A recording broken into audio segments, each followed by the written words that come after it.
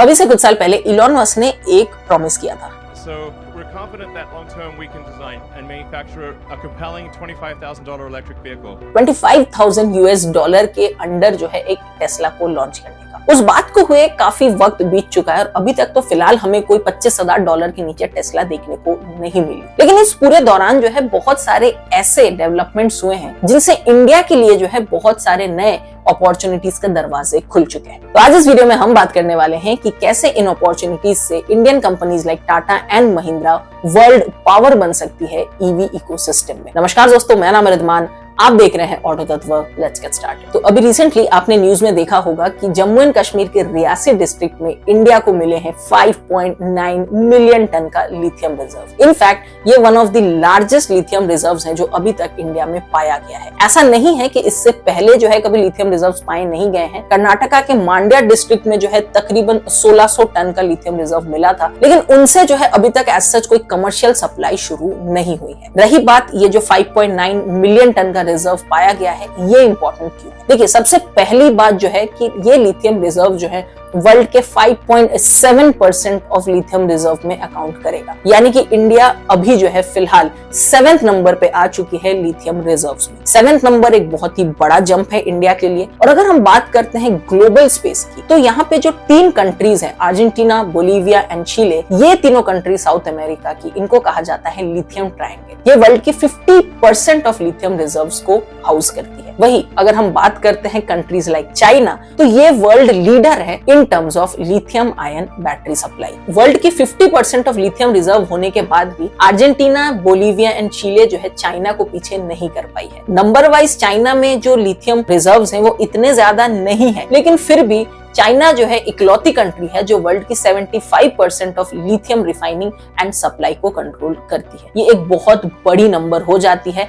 And mostly जितने भी EV manufacturing companies है, इलेक्ट्रॉनिक मैन्युफैक्चरिंग कंपनीज है, वो सभी की सभी जो है चाइना पे डिपेंडेंट है। चाहे वो आपके फोन की बैटरी हो या आपके इलेक्ट्रिक कार की बैटरी पैक, हर चीज जो है चाइना से ही आता है। अब इंडिया के पास कैसे नए अपॉर्चुनिटीज खुलते हैं उसके बारे में जो है हम आगे बात करेंगे, बट उससे पहले समझते हैं कि आखिर ये जो लिथियम है, ये जो रेयर एलिमेंट लिथियम है, ये इतना ज्यादा इन डिमांड क्यों है? तो देखिए, लिथियम की जब हम बात करते हैं, ये सभी टाइप के बैटरीज में आज की डेट में यूज होता है। आई मीन जो भी रिचार्जेबल बैटरीज आप फोन में, लैपटॉप में, ईयरफोन्स में कहीं भी देख लीजिए, उन सभी में जो है लिथियम का इस्तेमाल किया जाता है। लिथियम के पास एक बहुत ही यूनिक कैपेबिलिटी है। सबसे पहला है हाईएस्ट स्टोरेज कैपेसिटी। सबसे ज्यादा जो एनर्जी है ये लिथियम अपने आप में स्टोर कर सकता है। साथ ही साथ ये बहुत ही लाइट मटेरियल होता है। तो इन दोनों ही प्रॉपर्टीज को जब आप मिला देते हो, आपको मिलता है एक perfect material for electric vehicle batteries. अब लिथियम जो है अपने आप में एक बहुत ही फास्ट डिप्लीटिंग मटेरियल हो रहा है। अगर हम बात करते हैं वर्ल्ड इकोनॉमिक फोरम के रिपोर्ट की, तो 2025 तक ही जो है लिथियम की शॉर्टेज हो जाएगी। तो इस शॉर्टेज की प्रेडिक्शन, साथ ही साथ चाइना का वर्ल्ड पावर होना, ये दोनों ही चीज जो है बहुत इंपॉर्टेंट हो जाता है। और अब नए लिथियम रिजर्व्स का मिलना जो है इंडिया के लिए एक नई अपॉर्चुनिटी क्रिएट कर रहा है। साथ ही साथ अगर हम बात करते हैं एक और बहुत ही इंटरेस्टिंग पॉइंट की, वो है द काइंड ऑफ लिथियम जो अब हमें इस रिजर्व में मिला है। तो अभी जो रियासी डिस्ट्रिक्ट में लिथियम मिला है वो 550 ppm ग्रेड का है। ये इनफैक्ट एक बहुत ही सुपीरियर ग्रेड है जब हम 330 ppm वाले ग्रेड की बात करते हैं। तो यहाँ पे इस हायर ग्रेड का मिलना मतलब जो energy capacity in lithium reserve से निकले लिथियम की होंगी वो ज्यादा बेहतर होने वाली है। हालांकि अभी तक ये एक G1 स्टेज पे ही है। आगे चल के जो है इसमें G3 तक पहुंचने पर हमें और बेटर मालूम चलेगा कि किस तरीके से जो है इन लिथियम को इंडिया और बेहतरीन तरीके से इस्तेमाल कर सकती है। तो अब बात करते हैं कि कैसे Indian companies like Tata and Mahindra जो है वर्ल्ड पावर बन सकती है ईवी इकोसिस्टम में। यहाँ पे ना ही सिर्फ टाटा एंड महिंद्रा जैसी कंपनीज हैं, लेकिन इंडिया की और भी एंसिलरी कंपनीज हैं जो यहाँ पे बहुत ज्यादा बेनिफिटेड होने वाली है। सबसे पहले तो हम ये समझते हैं कि आखिर एक इलेक्ट्रिक व्हीकल की कॉस्ट ब्रेकअप क्या होती है। किसी भी इलेक्ट्रिक व्हीकल के कॉस्ट ब्रेकअप को जब आप देखते हैं तो वहां पे जो मेजर पार्ट ऑफ कॉस्ट है वो आता है एक बैटरी पैक का ही। अगर आप बात करते हैं टाटा नेक्सॉन की, तो वहां पे जो बैटरी पैक है नेक्सॉन का, वही इकलौती 7 लाख की है। मतलब 15 लाख की कार में 7 लाख से ज्यादा की तो आपको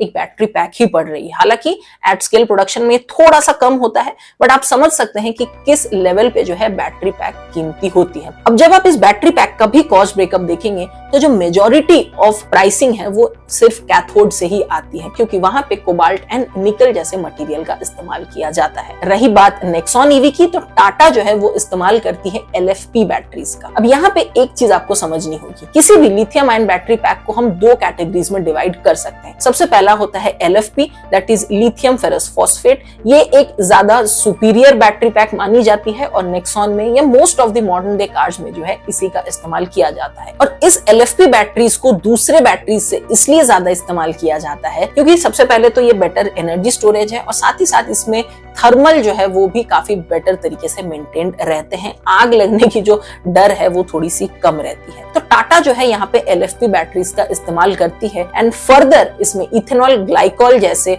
मटेरियल का इस्तेमाल किया जाता है लिक्विड कूलिंग के लिए। तो यहाँ पे आई एम श्योर कि आपको समझ में आ गया होगा कि जो बैटरी पैक का कॉस्ट ब्रेकअप है वो किस तरीके से होता है और नेक्सॉन ईवी में जो है किस टाइप की बैटरी पैक का इस्तेमाल किया जाता है। अब बात करते हैं इसी बैटरी पैक के सप्लाई चेन की। इस बैटरी पैक को जो है चाइना से इंपोर्ट कराया जाता है। इनफैक्ट टाटा जो है इसको खरीदती है पैनासोनिक से। मेजरली जितने भी कंपनीज आप इंडिया में आज की डेट में देखते हैं वो मोस्टली सभी जो है बैटरी पैक्स को चाइना से ही इंपोर्ट कराती है। इनफैक्ट जब आप इस लिस्ट को देखते हैं तो मेजरली जितने भी टॉप बैटरी पैक मैन्युफैक्चरर्स हैं वो चाइना में ही आपको देखने को मिलेंगे। बड़ी बात क्या है कि मोस्ट ऑफ द कंपनीज जो है वो साउथ ईस्ट एशिया में ही पाए जाते हैं, लेकिन फिर भी चाइना जो है यहाँ पे डोमिनेंट प्लेयर है। एंड मोर ओवर टाटा ने भी जो है यहाँ पे टाटा ऑटो कॉम्प को शुरू किया है। हालांकि ये जो पर्टिकुलर कंपनी है ये चाइना के गुआंगझो हाईटेक के साथ ज्वाइंट वेंचर में बनाया गया है। मतलब कि टाटा खुद भी जो है अभी एकदम से अपने आप बैटरी पैक नहीं बनाती है,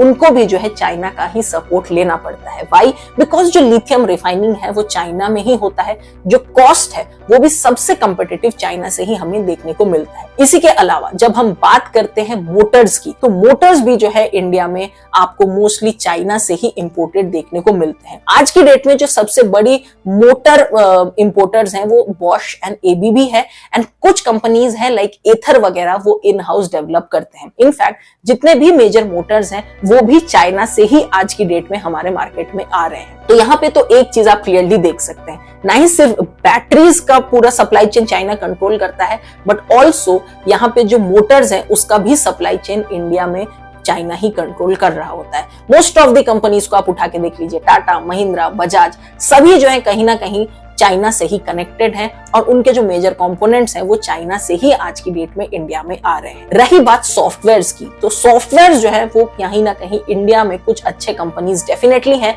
जो डेवलप कर रहे हैं, like Tata Elxsi and KPIT. In fact KPIT के शेयर प्राइसेस आपने देखा ही होगा कि कंसिस्टेंटली बढ़ते चले जा रहे हैं। तो अब टाटा एंड महिंद्रा जो है किस तरीके से यहाँ पे एक फुल ऑन ग्लोबल डोमिनेंस बना सकती है। सबसे पहले तो यहाँ पे लिथियम रिजर्व्स का मिलना, मतलब कंपनीज को जो है गवर्नमेंट यहाँ पे काफी सारे सब्सिडीज देंगे एंड एक बेटर बिजनेस एनवायरनमेंट प्रोवाइड करेंगे, जिससे ना ही सिर्फ एक्सप्लोरेशन और बेटर होगा, माइनिंग भी होगी एंड रिफाइनिंग प्रोसेस को भी जो है इंडिया में बढ़ावा दिया जाएगा। यहाँ पे आज की डेट में टाटा एंड महिंद्रा 2 ऐसी कंपनीज हैं जो ऑलरेडी बाकी सभी कंपनीज से काफी लीप्स एंड बाउंड्स आगे है जब हम बात करते हैं उनके ईवी टेक्नोलॉजीज की। टाटा ने जो है ऑलरेडी अपने जिप्ट्रॉन प्लेटफॉर्म को मास स्केल पे प्रोड्यूस करना शुरू कर दिया है एंड उन्होंने जो है ऑलरेडी टियागो को भी एक बहुत ही कंपिटिटिव प्राइस में लॉन्च कर दिया है। साथ ही साथ जब हम देखते हैं महिंद्रा को, तो वो भी अपने कंप्लीटली नए बॉर्न इलेक्ट्रिक प्लेटफॉर्म को डेवलप कर चुकी है, कर रही है और आगे आने वाले टाइम में जो है उनका मेजर फोकस ही यही रहेगा कि इंडिया में जो है किस तरीके से in house better battery pack को डेवलप किया जाए, बेटर टेक्नोलॉजी को डेवलप किया जाए। रही बात एंसिलरी कंपनीज की, तो एंसिलरी कंपनीज को भी जो है यहाँ पे बहुत बढ़ावा मिलेगा। कंपनीज लाइक मिंडा, ये एक ऐसी कंपनी है जो ऑलरेडी इलेक्ट्रिक व्हीकल स्पेस में काफी ज्यादा इन्वेस्टमेंट कर चुकी है और यहाँ पे इनके पास जो है ऑलरेडी एग्जिस्टिंग इंफ्रास्ट्रक्चर है जिनको वो बहुत ही इजीली एट स्केल यूज कर सकती है for battery pack development, for electronics development.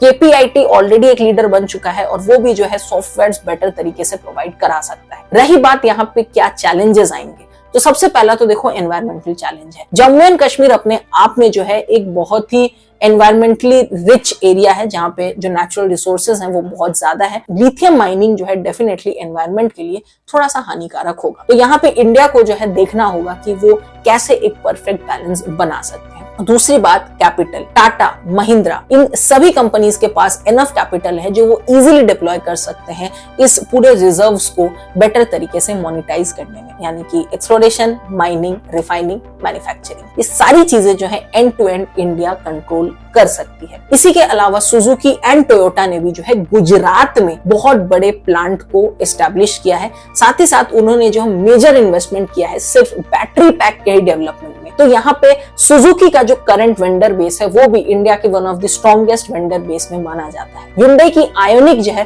वो भी अब इंडिया में असेंबल की जाती है। तो आप देख सकते हैं कि ये दो कंपनीज अपने आप में भी हालांकि है बाहर की, लेकिन इनका जो मेजर इन्वेस्टमेंट है वो इंडिया के अंदर ही है। जब इंडिया के अंदर ये इन्वेस्टमेंट इतना ज्यादा करेंगे और इनके वेंडर बेस जिसमें ना ही सिर्फ बाहर की कंपनीज है बट इंडियन कंपनीज भी हैं like Motherson, Sumi limited and बहुत सारे और कंपनीज हैं जो कि अपने रिसोर्सेज को इस्तेमाल करके इंडिया के इस लिथियम रिजर्व को एक बेहतरीन तरीके से यूटिलाइज कर सकते हैं। तो ऑल इन ऑल अगर हम इस पूरी चीज को समराइज करते हैं तो क्या चीजें निकल के आती है। सबसे पहला है कि यहाँ पे जो लिथियम रिजर्व मिला है वो बहुत ही एक बड़ा ब्रेक थ्रू है इंडिया के लिए। इंडिया को जो है ये 7th नंबर पे लेके जा रहा है। साथ ही साथ जो करंट टेक्नोलॉजी का इस्तेमाल किया जाता है वहां पे ग्लोबल पावर जो है वो चाइना है, और इंडिया में इतना बड़ा रिजर्व मिलना और ऑलरेडी जो एक्सपर्टीज इंडिया के पास फिलहाल है वो जो है बहुत इजीली स्केलेबल हो सकती है to become a world power in electric vehicle ecosystem. In fact मैं तो कहूंगा कि